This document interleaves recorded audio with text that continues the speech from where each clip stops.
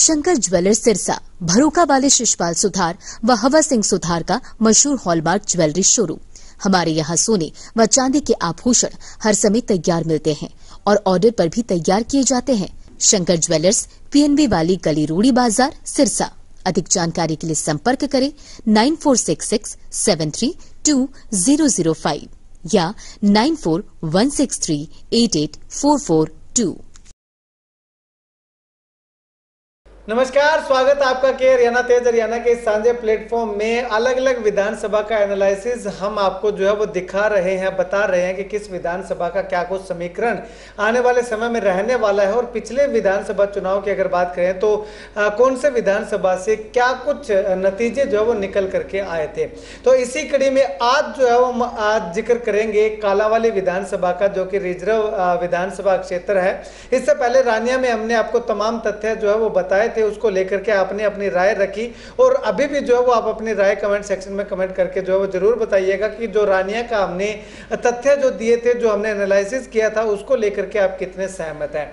तो आज जो है वो हम रिजर्व सीट जो है वो कालावाली विधानसभा क्षेत्र, शिशपाल केरवाला वहां से विधायक हैं, वर्तमान में कांग्रेस के विधायक हैं। और आने वाले समय में जो है वो शिशपाल केरवाला क्या अपना जादू बरकरार रख पाएंगे या फिर राजेंद्र सिंह देशू जो दावी लगातार जो है वो भारतीय जनता पार्टी की टिकट पे लाने की, चुनाव लड़ने की इच्छा जो है वो लगातार जता रहे हैं। इधर अगर बात करें तो सरदार बलकौर सिंह है। शिशपाल केरवाला के सामने निर्मल सिंह मलड़ी सहित 14 अन्य लोग भी जो है वो लगातार टिकटार्थी बनने की दौड़ में शामिल हो रखे हैं। तो इसका पूरा गणित क्या है, क्या संभावनाएं कहती हैं, वो पूरा जिक्र करने के लिए, पूरा डिस्कस करने के लिए तेज हरियाणा के संपादक गुरविंदर पन्नू मेरे साथ इस वक्त मौजूद हैं। गुरविंदर, सबसे पहले यही जानना चाहेंगे, रानिया के बाद अब आज हम बात करने वाले हैं कालावाली विधानसभा क्षेत्र की। तो कालावाली विधानसभा क्षेत्र का पीछे का क्या गणित रहा है, पीछे का क्या इतिहास रहा है। पिछले अगर 2 या 3 चुनावों की अगर बात करें तो कौन कौन चुनाव लड़े, भाजपा से कौन लड़ा, इनेलो से कौन लड़ा और कांग्रेस से कौन लड़ा, निर्दलीय तौर पे भी अगर कोई लड़ा है, अच्छा खासा भूमिका में रहा है, तो वो क्या इसका पूरा इतिहास की अगर बात करें तो उसका एक बार थोड़ा सा बताइएगा दर्शकों को। बिल्कुल रमेश, मेरे पास इसका पूरा गणित है। कालावाली विधानसभा एक रिजर्व सीट है और यहाँ पर हमेशा से बहुत रोचक मुकाबले हैं, वो राजनीतिक तौर पर होते रहे हैं। और बहुत लंबे समय से ये जो सीट है वो रमेश अकाली और इनेलो का यहाँ पर दबदबा वो कायम रहा है। मगर हम 2009 से इसकी शुरुआत कर लेते हैं कि 2009 में यहाँ पर क्या गणित यहाँ पर कह रहा था, 2014 का क्या था, 2019 का क्या था। 2009 में यहाँ पर कांग्रेस की तरफ से यहाँ पर डॉक्टर सुशील ओंदोरा है, उनको यहाँ पर मैदान में उतारा गया था। और बीजेपी की तरफ से यहाँ पर रतनलाल बामनिया थे। और वहीं पर अगर बात करें तो आईएनएलडी और श्रोमणी अकाली दल पार्टी की तरफ से जो साझी उम्मीदवार है वो हमारे पूर्व में सांसद भी रह चुके हैं और उस वक्त कैंडिडेट हैं चरणजीत सिंह रोड़ी को मैदान में पहली बार उतारा गया था। और इस व्यक्ति का सफर था कि वो गाँव के सरपंच से लेकर दूसरे चुनावों से लेकर वो सीधे विधायक बने थे। उसके बाद पहले सुना है कि वार्ड मेंबर बने थे। हाँ, उसके बाद वो पंचायत में उन्होंने हिस्सा लेके वो सरपंच बने। हाँ, सरपंच। तो यहाँ पर इस बहुत रोचक मुकाबले में कांग्रेस को यहाँ पर 46,220 मत आए थे और यहाँ पर बीजेपी को सिर्फ 1136 मत मिले थे। तब बीजेपी का कोई बोलबाला हरियाणा में तो था ही नहीं। 2009 की बात है, 2009 के ये आंकड़े बता रहा हूँ। लेकिन सबसे खास बात है यहाँ पर चरणजीत सिंह रोड़ी को पहली मर्तबा आईएनएलडी ने अकाली दल के साथ अलायंस लंबे समय से रहा, उन्होंने टिकट दिया और उनको यहाँ पर 59,000 वोट मिले और वो यहाँ पर 12,544 मतों से जीतकर कालावाली विधानसभा से वो विधायक बने। और अब हम 2014 का जिक्र कर लेते हैं। 2014 की बात करें तो तब यहाँ पर एंट्री होती है कांग्रेस में युवा नेता शिशपाल केरवाला की और उनके साथ यहाँ पर बीजेपी में भी एक हेडमास्टर से सेवानिवृत्त हुए, उन्होंने पहले से ही वीआरएस ले ली। और यहाँ पर राजेंद्र देसूजादा बीजेपी को ज्वाइन करते हैं। और ये 2014 का वो एक स्वर्णिम एक भाजपा का काल था जब हरियाणा में बीजेपी की तूती बोली, यानी कि मोदी का जादू सर चढ़कर बोला था। कि पहली बार ऐसा हुआ था कि प्रधानमंत्री नरेंद्र मोदी के चेहरे को देख करके लोगों ने वोट किया और पूर्ण बहुमत के साथ जो है वो बीजेपी की सरकार हरियाणा में आई थी। तो रमेश, बिल्कुल इसमें आप ऐड कर रहे थे बात, लेकिन यहाँ पर आप देखेंगे कि यहाँ पर 2009 के मुकाबले बीजेपी ने बहुत बड़ी ग्रोथ की, लेकिन अकाली दल और आईएनएलडी ने फिर से एक नए चेहरे को इस बार तलाशा। इस बार उन्होंने बलकौर सिंह, जत्थेदार बलकौर सिंह को टिकट दिया, मगर बीजेपी की तरफ से राजेंद्र देसूजोदा को यहाँ पर महज 17,000 वोट मिले। 2009 में सिर्फ उनको 1100 वोट मिला था बीजेपी को, लेकिन आप कैडर देखिए कितना बड़ा कि राजेंद्र देसूजोदा की एंट्री के बाद यहाँ पर 17,000 वोट मिले। मगर कांग्रेस की तरफ से पहली बार डेब्यू कर रहे शिशपाल केरवाला को बहुत वो नजदीक पहुंचे थे जीत के, लेकिन उनको 41,147 वोट मिले। और जो श्रोमणी अकाली दल और आईएनएलडी के साझे उम्मीदवार थे बलकौर सिंह को 54,000 वोट मिलते ही वो 12,000 से ज्यादा मतों से जीत के। लेकिन यहाँ पर एक और चेहरा ऐड ऑन करना चाहूंगा, हलोपा का भी बड़ा अच्छा जनाधार यहाँ पर स्थापित हुआ। और निर्मल सिंह मलड़ी एक आज भी ये बहुत हिट लिस्ट में है कांग्रेस के, और उनको यहाँ पर 15,000 मत मिले।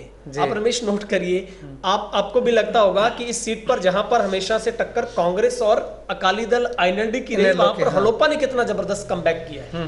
ठीक है गुरविंदर, यहाँ पे एक अगर बात करें तो कांग्रेस ने जो 2009 में क्या स्कोर किया था, 2014 में क्या स्कोर किया, बीजेपी ने 2009 में क्या स्कोर किया, 2014 में क्या स्कोर किया, क्योंकि यहाँ पे अगर बात करें तो 2014 के अंदर दोनों ही जो कांग्रेस और बीजेपी के जो प्रत्याशी थे वो नए थे, उनका डेब्यू था। तो इससे पीछे जो रुझान रहा आगे 2014 में वो बढ़ करके आए या घट करके आए, वो थोड़ा और बताइएगा। देखिए रमेश, 2009 में जब कांग्रेस से यहाँ पर इंदौरा साहब को मैदान में उतारा गया तो उनको 46,000 मत मिले थे उस वक्त। लेकिन 2014 में कांग्रेस का ये वोट बैंक खिसक गया, सिर्फ यहाँ पर शिशपाल को 41,000 वोट मिले, यानी कि 5,000 का लेस हुआ वहां पर। लेकिन बीजेपी को सीधे तौर पर करीब 16,000 का फायदा हो गया। लेकिन आईएनएलडी और जो अकाली दल ने चुनाव लड़ा था उनको भी यहां पर नुकसान हुआ।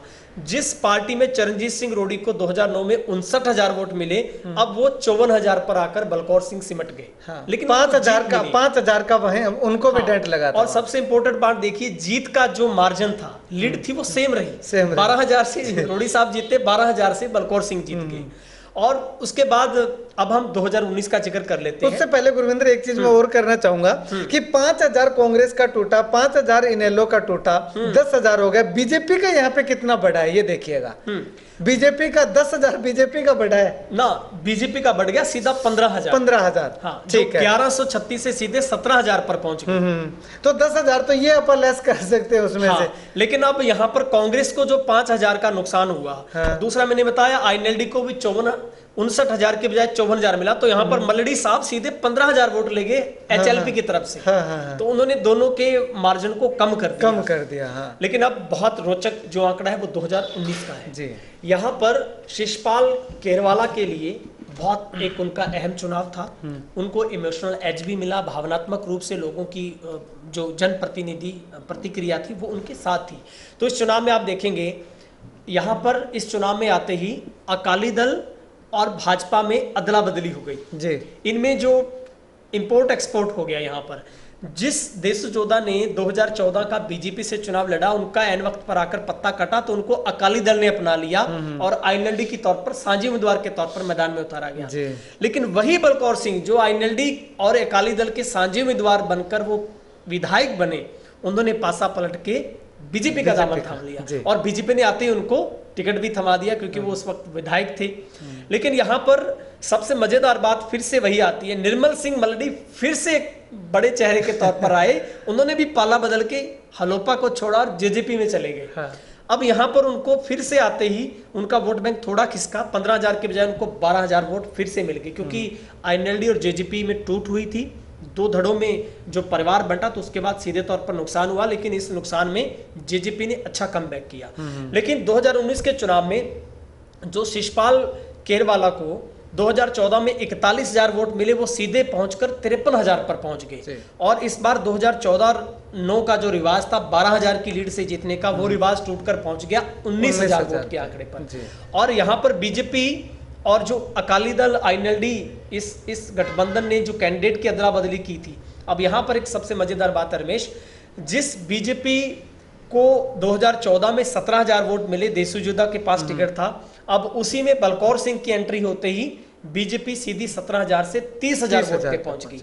लेकिन सबसे जरूरी बात आप समझेंगे, इस आंकड़ों को देखेंगे तो अकाली दल और आईएनएलडी की तरफ से जो राजेंद्र देसूजोदा उस वक्त वो अपने रोए भी थे, उनका टिकट कटा था। तो उनको उस वक्त वो दूसरे स्थान पर रहे।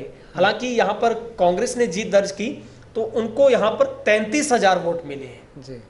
तो उनका जो वोट बैंक था वो 17,000 से खुद का वोट बैंक 33,000 पर लेंगे। तो ये गणित था जो हमने बहुत अच्छे तरीके से इसको गुरविंदर कहीं ना कहीं ये भी कहा जा सकता है कि विघटन होने के बाद, परिवार दो फाड़ होने के बावजूद भी इनेलो और अकाली दल जो है वो यहाँ पे कुछ अच्छा प्रदर्शन करती हुई दिखाई दे रही थी पिछले चुनाव में। बिल्कुल, क्योंकि इसका सीधा सा मतलब ये था कि जब दोनों परिवारों में विघटन हुआ, दोनों परिवार अलग अलग हो गए, आईएनएलडी के नए प्रारूप के अंदर एक जेजेपी पार्टी जब लॉन्च हुई, लेकिन उस वक्त सबसे मायूसी थी राजेंद्र देसूजोधा को, और ऐसे में आईएनएलडी को तलाश थी एक ऐसे चेहरे की, क्योंकि आईएनएलडी को ये डर था कि पार्टी का विघटन हुआ है, परिवार में भी अब धड़ेबंदी बन गई है, तो कहीं उसका नुकसान ना हो जाए।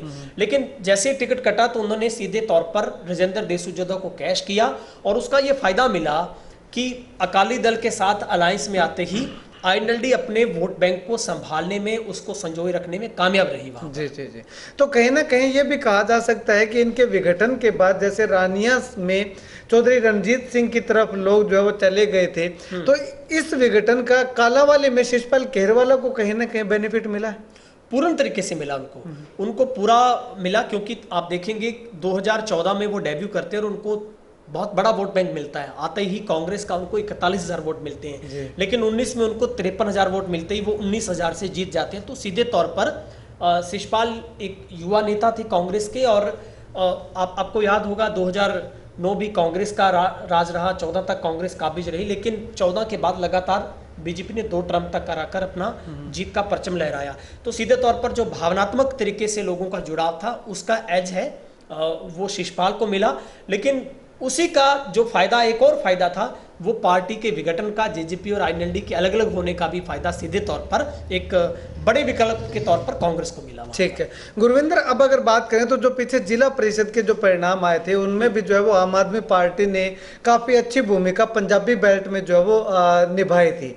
कालांवाली भी हालांकि पंजाबी बेल्ट है मोस्टली, अगर बात करें तो यहाँ पे भी आम आदमी पार्टी के जिला परिषद सदस्य चुने गए थे, तो उनका क्या यहाँ पे योगदान आप मानते हैं आम आदमी पार्टी का? देखिए, इस बार हरियाणा में बहुत बड़े लेवल पर, क्योंकि पिछले चुनाव में हमने देखा था कि हरियाणा के कुछ एक सीटों पर ही कांग्रेस ने चुनाव, माफ करना, जो आम आदमी पार्टी ने चुनाव लड़ा था, और अभी लोकसभा में अलायंस एक सीट पर किया कांग्रेस के साथ। लेकिन इस बार हरियाणा में आम आदमी पार्टी है वो 90 की 90 सीटों पर अरविंद केजरीवाल के फेस पर और पंजाब के मुख्यमंत्री भगवंत मान की उपलब्धियों पर, दिल्ली की उपलब्धियों पर चुनाव लड़ रही है। जी। तो मुझे लगता है हरियाणा में जहां भी पंजाब टच एरिया है, आपने बहुत सही सवाल किया कि पंजाब साथ में लगता है। दूसरा सबसे बड़ा बूस्ट आम आदमी पार्टी के लिए है कि पीछे जो नगर परिषद के चुनाव हुए थे, खास करके जो डबवाली नगर परिषद की बात करें, आप रानिया की बात करें, तो यहाँ पर भी 4 सीटों पर 4 ऐसे जोन थे जहां पर आम आदमी पार्टी ने अच्छे लीड के साथ जीत दर्ज की, और कई ऐसे बहुत कम मार्जिन के साथ उनके जो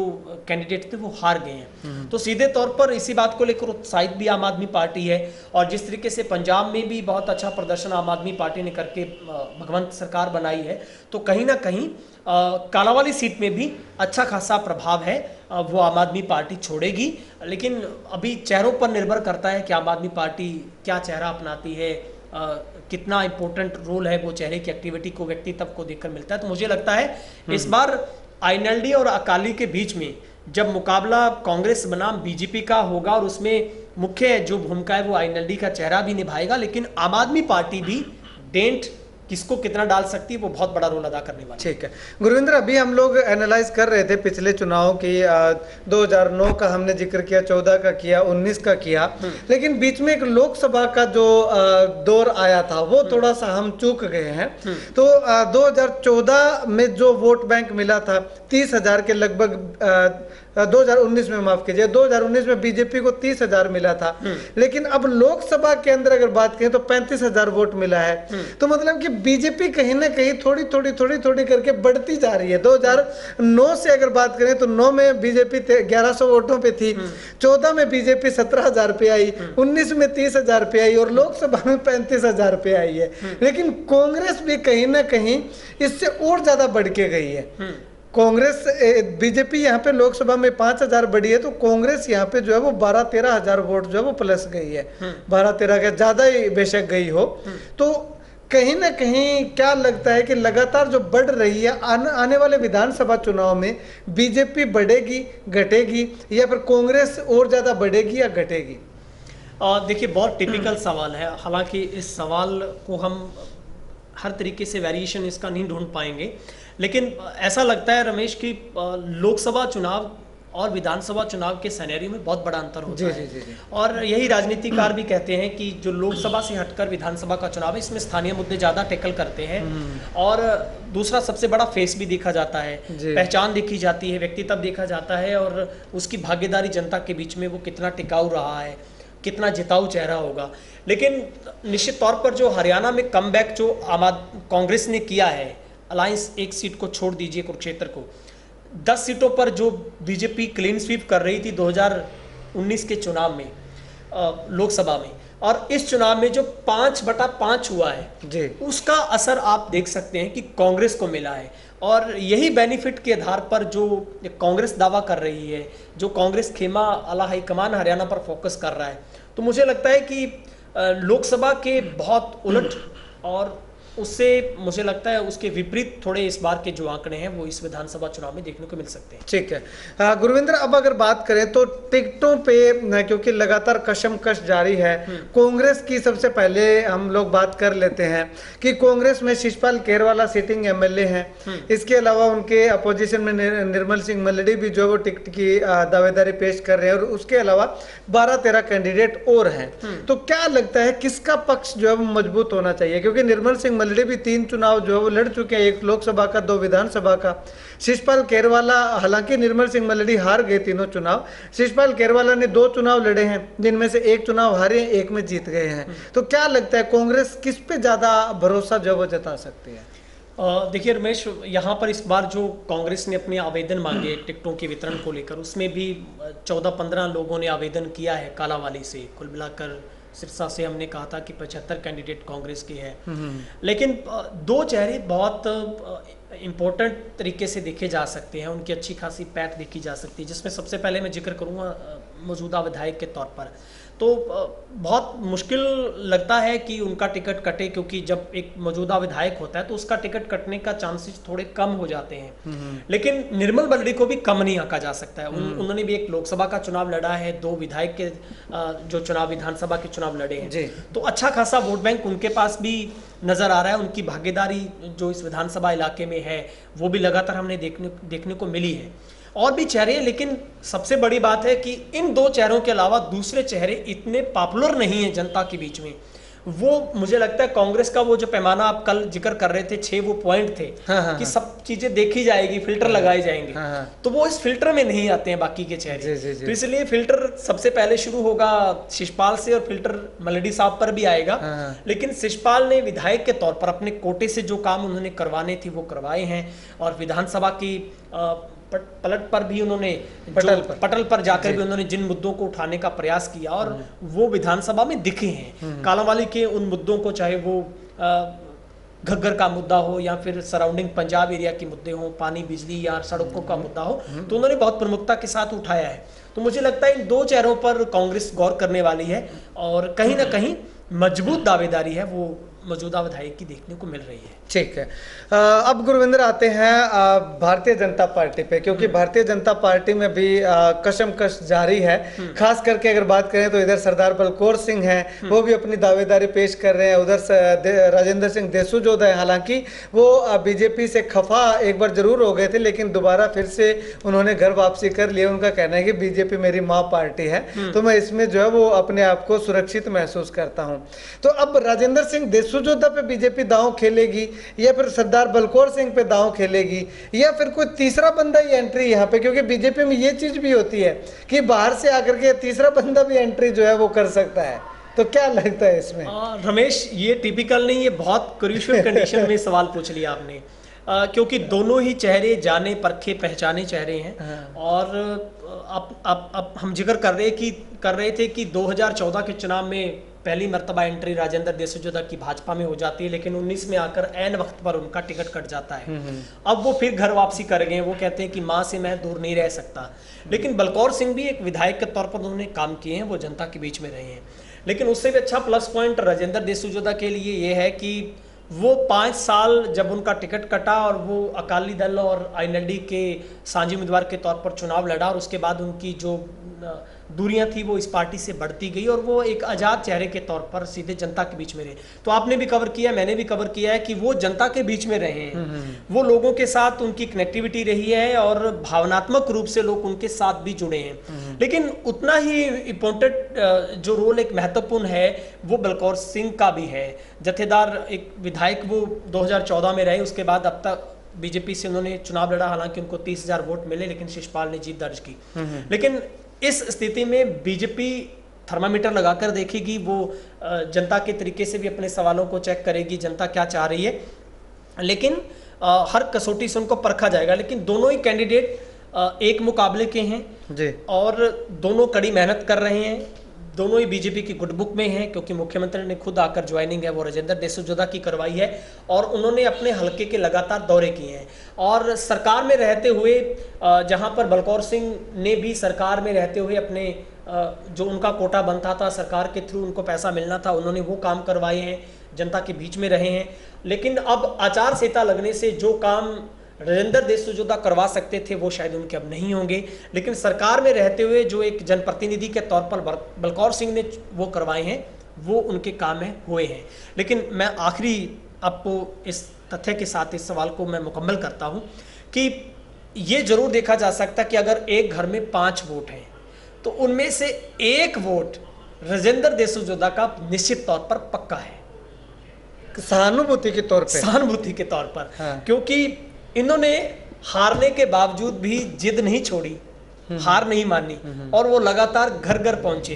अब वो कह रहे हैं कि सबको मौका दे के देख लिया, ठीक है। उन्होंने अभियान भी चलाया पंजाबी में कि अब एक मौका देसूजोदा को, हाँ। सबको देखा बार बार, हाँ। तो उस तरीके से जो रिवाज होता है हमारे, हाँ। जो हमारा एक पैटर्न होता है घरेलू वोटर्स का कि इस बार हम भाई आपको 1 वोट तो दे रहे हैं, तो कहीं ना कहीं मजबूत तरीके से देसूजोदा भी आ रहे हैं, लेकिन आप कम बलकौर सिंह को भी नहीं आंक सकते। लेकिन एक चीज मुझे एक नजर जरूर आता है कालांवाली में, बीजेपी में कोई विरोधाभास नहीं है यहाँ पर, क्योंकि सरदार बलकौर सिंह भी अपना खुल्लम खुल्ला कह चुके हैं कि जो भी फूल का निशान लेकर के आएगा उसके साथ रहेंगे। और राजेंद्र भी कह चुके कि उन्होंने कहा कि सीएम सैनी साहब मैं टिकट लेने के लिए नहीं आया, मैं तो मां पार्टी में वापसी कर रहा हूं। तो यहाँ पर कोई विरोधाभास नहीं होगा। और टिकट की इच्छा जो है वो सरदार बलकौर सिंह ने भी नहीं जताई थी। उन्होंने जब मैंने इंटरव्यू किया था तो उसमें बोला भी था बलकौर सिंह ने कि टिकट छोड़ करके वो जो है वो इस पार्टी में आए थे, अगर टिकट के लिए वो आते तो वहां पीछे उनका टिकट पक्का था, क्योंकि विधायक थे उस पार्टी से, तो वो छोड़ करके वो यहाँ पे आए हैं, तो टिकट के लिए नहीं आए। और इस बार भी लगातार जो है वो कह रहे हैं कि टिकट चाहे जिस मर्जी को दे, लेकिन थोड़ा सा जो है वो जांच परख के जो है वो टिकट पार्टी को जो है वो देना चाहिए, ये बात जो है उन्होंने जरूर उठाई है। लेकिन यहाँ पे गुरविंदर एक सबसे अलग चीज जो हम काफी मिस कर रहे हैं, सरदार चरणजीत सिंह रोडी। कालांवाली में कांग्रेस पे हमने जब जिक्र किया तो निर्मल सिंह मलड़ी का जिक्र किया, शिषपाल केरवाला का जिक्र किया, लेकिन सरदार चरणजीत सिंह रोडी को हमने नहीं याद किया, क्योंकि इसके पीछे कारण क्या था कि उन्होंने इस बार आवेदन ही नहीं किया, इसलिए हम उनका नाम नहीं लेते। उनका आवेदन ना करने का रीजन शायद वो रतिया से ट्राई कर रहे होंगे, या फिर वो किसी और सीट, मुझे लगता है रतिया से ही ट्राई में है वो। तो वो भी आला हाईकमान की नजर में है और वो भी अच्छे खासी उनकी पैठ कांग्रेस में है, क्योंकि उन्होंने भी अलविदा बोलकर जो अपनी उनकी पार्टी थी अकाली दल, और उनको बोलकर वो कांग्रेस में आए थे। लेकिन इस बार उन्होंने कालांवाली से आवेदन नहीं किया है, तो खुल्लम खुल्ला जो चांसेस है उन्होंने, मुझे लगता है जिस पर वो भरोसा कर रहे हैं, कांग्रेस जिस पर भरोसा कर रही है विधायक पर, शायद वो उन्हीं को चांसेस देने के मूड में है। हाँ, शिषपाल केरवाला को समर्थन भी हो सकता है कि उन्होंने किया हो कि मैं नहीं आऊंगा, आप लड़िएगा, वरना चर्चा थी उनके चेहरे पर। इस बार वो एक कदावर चेहरे के तौर पर होपफुली वो आ रहे थे सामने, लेकिन उन्होंने आवेदन नहीं किया। ठीक है। अब अगर गुरविंदर यहाँ पे जानना चाहें तो इधर सरदार बलकौर सिंह दावा कर रहे हैं कि हमने काम किया, मैंने काम करवाया, जगह जगह गांव-गांव जा करके उद्घाटन भी जो है वो कर रहे हैं। वहीं दूसरी ओर राजेंद्र सिंह देसूजोदा भी कह रहे हैं कि हालांकि वो 4.5 साल के इस कार्यकाल में सत्ता से दूर रहे थे, लेकिन अब एंड में जा करके उन्होंने जो वो कह दिया कि पहले काम करवाओ फिर वोट देना। और अब काम वो करवा नहीं सकते क्योंकि आचार संहिता लग चुकी है। इससे पहले जितने काम करवाए हैं कि नहीं करवाए हैं वो जाने। वहीं तीसरी ओर कांग्रेस के विधायक हैं, सिटिंग एमएलए हैं शिषपाल खेरवाला, वो भी कह रहे हैं कि उन्होंने काम करवाए हैं। तो क्या लगता है आपको, काम कितने करवा पाए हैं? देखिए, जो एक विधायक का कोटा होता है, निश्चित तौर पर एक विधायक भी सरकार में बहुत महत्वपूर्ण रोल होता है, चाहे वो विपक्ष का ही क्यों ना हो। और पिछली सरकार में हमने देखा कि जब वो विधानसभा में बहुत बुलंद तरीके के साथ आवाज़ उठा रहे थे, साथ में डब्वाली से अमित शाह भी आवाज़ उठा रहे थे, तो कई काम जो उन्होंने मेल जोल के साथ दोनों विधायकों ने मिलकर करवाने का प्रयास किया है। तो नकारा नहीं जा सकता उनके कामकाज को भी। लेकिन सरकार में जो जगह बहुत खट्टर साहब की गुड बुक में बलकौर सिंह भी रहे हैं, तो उनको भी अच्छा खासा जो आशीर्वाद है वो सरकार का मिलता रहा है। लेकिन राजेंद्र देसूजोदा की अगर बात करें तो वो 4.5 साल लगभग सत्ता से दूर रहे, लेकिन उन्होंने फिर भी लोगों के साथ लाइजनिंग जरूर रखी है कहीं ना कहीं। तो उन्होंने भी दावा किया है कि मैं अगर विकास के काम नहीं कर सका तो कहीं ना कहीं मैंने प्रशासनिक तौर पर तो काम जरूर लोगों की करवाए हैं। मैंने भी जो अंदर खाते से जो कहीं भी उनकी अगर कोई साझेदारी सरकार के साथ अगर गुडविल थी तो उन्होंने भी प्रयास किया है। लेकिन ठीक है, विधायक साहब भी कह रहे हैं कि काम मैंने भी करवाए हैं, सरकार ने काम दिए, लेकिन उतना ही बड़ा रोल जो हारे हुए विधायक के तौर पर बलकौर सिंह को भी मिला है। सरकार ने उनको भी तवज्जो दी है और उन्होंने भी अपने इलाके में विकास करवाया है। ठीक है, मतलब कि कहीं ना कहीं कहा जा सकता है कि राजेंद्र सिंह देसूजोदा जो कि पहले टर्म में जब भाजपा के साथ थे, 2014 में चुनाव लड़ने के बाद 19 तक जो साथ थे, उस समय में उन्होंने जो काम करवाए हैं उसका जो है वो विवरण जो वो लोगों के सामने रख रहे हैं कि मैंने ये काम आपका करवाया था, इसको देख करके वोट दीजिएगा। और कह रहे मेरी पैरवी तो ठीक सही थी, पैरवी की। और इसके साथ साथ अगर यहाँ पे शिषपाल खेरवाला की बात करें तो उन्होंने एक सवाल उठाया था भारतीय जनता पार्टी पे। उनका साफ तौर पे कहना था कि अगर वो काम करवाएं, शिषपाल खेरवाला अगर फीता काटने कहीं पे जाते हैं रिबन काटने के लिए, तो इनके जो है वो जलन होती है कि ये काम क्यों करवा रहा है, ये उद्घाटन क्यों कर रहा है। अगर नहीं करते हैं तो ये सवाल उठाते हैं कि विधायक ने आपके क्या किया, तो ऐसे में मैं क्या करूं, क्या किया जाना चाहिए। तो इसका जवाब आप क्या देना चाहेंगे? अगर आप शिषपाल की जगह होते या बीजेपी में होते तो क्या जवाब देते? देखिए रमेश, मतलब एक विधायक के लिए अगर वो काम करता है नहीं करता है, दोनों ही तरीके से दुविधा उसको अपोजिशन में होते हुए झेलनी पड़ती है। लेकिन जो रोल सरकार में रहते हुए विधायक के तौर पर उन्होंने कहा है कि अगर मैंने रिबन काटा है तो वो मेरे कोटे में जो काम आया था वो मैंने करवाया है। लेकिन देखिए रमेश, जब सत्ता में जो पार्टी होती है, सत्ता में भाजपा थी, उसके साथ भागीदारी जेजेपी की थी, तो कहीं ना कहीं इस बात का डर तो सत्ता जो पार्टी होती है सत्ता पर बैठी, उसको डर रहता है कि कहीं क्रेडिट है वो जनता के बीच में क्रेडिट उस विपक्ष के विधायक को ना मिल जाए। बस इसी बात को लेकर कश्मकश रहती है। और ये सिर्फ कालावाली सीट नहीं है, ये हरियाणा की कोई भी सीट अगर विपक्ष में बैठी होती है, अगर सत्ता में कांग्रेस होती तो बीजेपी के साथ भी यही होता। जी जी जी, चलिए शुक्रिया गुरविंदर बातचीत के लिए। तो यहाँ पे अगर बात करें तो कालावाली विधानसभा का पूरा लेखा जोखा जो है वो, एक सवाल रह गया जी, मैं आपसे पूछ लेता हूं। जी जी जी, मैं अभी पूछने वाला था, लेकिन हमने आम आदमी पार्टी पर भी जिक्र किया, भाजपा और कांग्रेस पर किया, क्या कुछ हो सकता है। लेकिन एक अभी रोल बहुत इंपॉर्टेंट रह गया है जिस पर सबकी निगाह है, वो है अकाली दल और INLD पर। हम इस पर चर्चा कर लेते हैं। रमेश, क्या लगता है, जब ये मुकाबला लग रहा है इस बार बीजेपी बनाम कांग्रेस में लग रहा है, सीधे तौर पर टक्कर लग रही कालावाली में, लेकिन अब ऐसे में छुपा रुस्तम जो INLD है वो क्या तलाश कर रही है? आपको लगता है कि बहुत बड़े मतलब एक वापसी के साथ इस बार, क्योंकि जेजेपी का वो काल था जो 2014 में दोनों पार्टियां अलग हुई, ठीक है, वो अपने तरीके से प्रेजेंट कर सकी अपने आप को, जेजेपी ने बहुत अच्छे तरीके से अपने आप को प्रचारित किया। लेकिन अब INLD भी कह रही है कि अब दौर इनेलो का है। अब बीमार होने के बावजूद भी OP चौटाला कार्यक्रमों में आकर अपने कार्यकर्ताओं में जोश भर रहे हैं। तो कालावाली में क्या तलाश कर रही है, किस हीरे की तलाश अकाली दल और INLD को है, आपको लगता है? बिल्कुल गुरविंदर, देखिएगा इसका सीधा सा जवाब जो आपने पीछे डेटा जो एनालाइज किया था, डेटा जो आपने दिया था, उसी के अंदर ही इसका जवाब जो है छिपा हुआ है। मैं अभी ये डेटा ही पढ़ रहा था आपका कि शुरुआत से अगर बात करें तो इनेलो का कब्जा, इनेलो प्लस अकाली दल के गठबंधन का कब्जा जो है वो इस कालांवाली विधानसभा क्षेत्र पे रहा है। 4 बार यहाँ पर 4 बार अकाली दल और आईएनएलडी और लोकदल के विधायक यहाँ से, हाँ, और 3 बार कांग्रेस का विधायक बना है। तो मतलब कि ज्यादा विधायक जो वो अकाली दल और इनेलो का ही बना है। लेकिन उसके बाद अगर बात करें तो चलो तब तो उस समय जो है वो गृह क्षेत्र भी है इनेलो का जो वो एक काफी प्रचंड माहौल, विघटन नहीं था, एक ही था, एक ही पार्टी थी, तो उस समय हुआ करता था। लेकिन जब इनका विघटन हुआ, टूटी पार्टी, टूटने के बाद भी राजेंद्र सिंह देशुजोधा को टिकट नहीं दिया बीजेपी ने।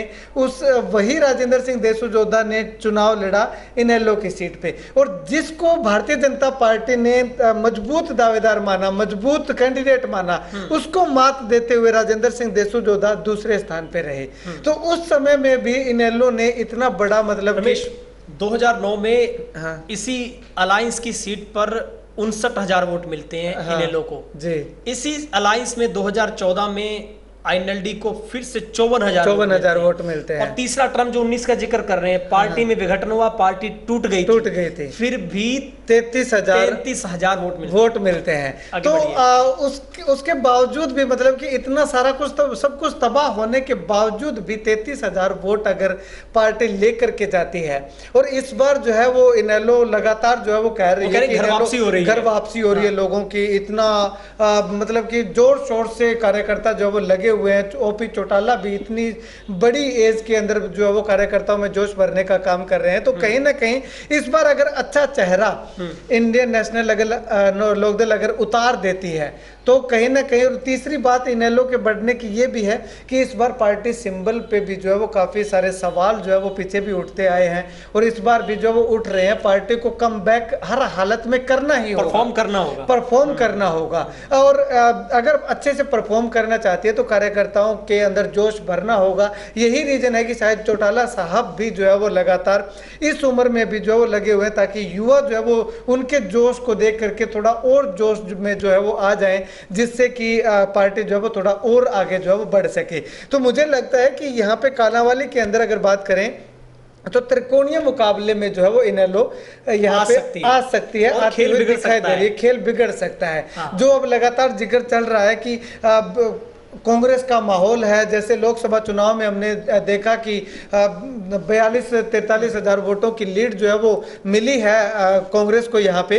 तो वो लीड का खेल जो है कहीं ना कहीं बिगाड़ने में इनेलो जो है वो अहम भूमिका यहाँ पे निभा सकती है। और अगर इनेलो अकेली आती है और इसके साथ अगर गठबंधन से आती है तो पीछे के हमने रिकॉर्ड देखा ही है, लेकिन इस बार अगर अकेली इनेलो चुनाव लड़ती है, गठबंधन के साथ नहीं लड़ती है, तो कहीं ना कहीं जो है वो हम लोग यूं कह सकते हैं कि पीछे के चुनाव के ये एक नया एक्सपीरियंस होगा कि क्या इनेलो अकेली भी सक्षम है। लेकिन कहीं ना कहीं जो अकाली दल का सपोर्ट जो है, जैसे गोकुल सेतिया को सपोर्ट मिला था इनेलो का, वो अकाली दल का सपोर्ट इनेलो के साथ मिलेगा, तो अच्छे हद तक अच्छा स्कोर करने की यहाँ पे संभावना जो है दिखाई दे रही है। ठीक, चलिए शुक्रिया गुरविंदर ये बातचीत के लिए। तो यहाँ पे आपको बता दें कि इंडियन नेशनल लोकदल पार्टी और शिरोमणि अकाली दल का क्या कुछ रहने वाला है। भारतीय जनता पार्टी में जो 2 प्रत्याशी, जो 2 कद्दावर हैं, उनका आपस में जो है वो क्या कुछ जो है वो रहने वाला है, कौन ज़्यादा मजबूत है, किसने ज़्यादा काम करवाए हैं, क्या कुछ है।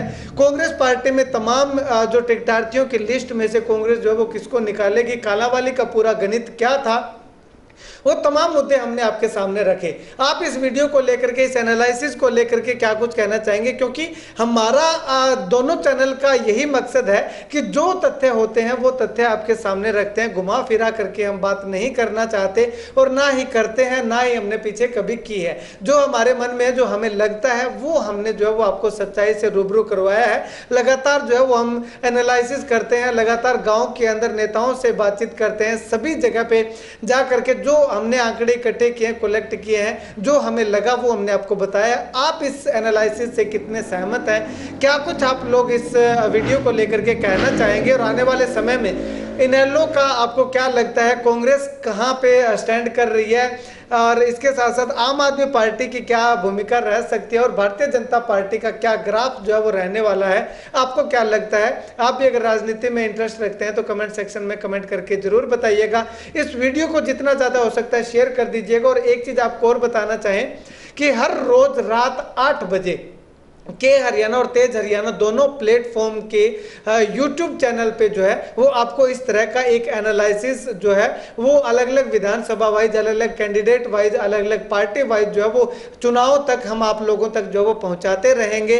और इसके अलावा 9 बजे जो है वो रात को फेसबुक पे भी जो आप इसका प्रसारण जो है वो देख सकते हैं। तो ऐसे में इस दोनों चैनल को यूट्यूब पे सब्सक्राइब कीजिएगा, फेसबुक पेज जो है वो लाइक कीजिएगा, फॉलो कीजिएगा, ताकि समय समय पे हर अपडेट जो है वो आप लोगों तक पहुंचती रहे बिना किसी देरी के। आप पूरे इलाके की खबरों से जो है वो अप टू डेट रह सकें। इस वीडियो को लेकर के आपकी अपनी राय जो है वो कमेंट सेक्शन में कमेंट करके जरूर बताइएगा। आप सभी साथियों का बहुत बहुत धन्यवाद।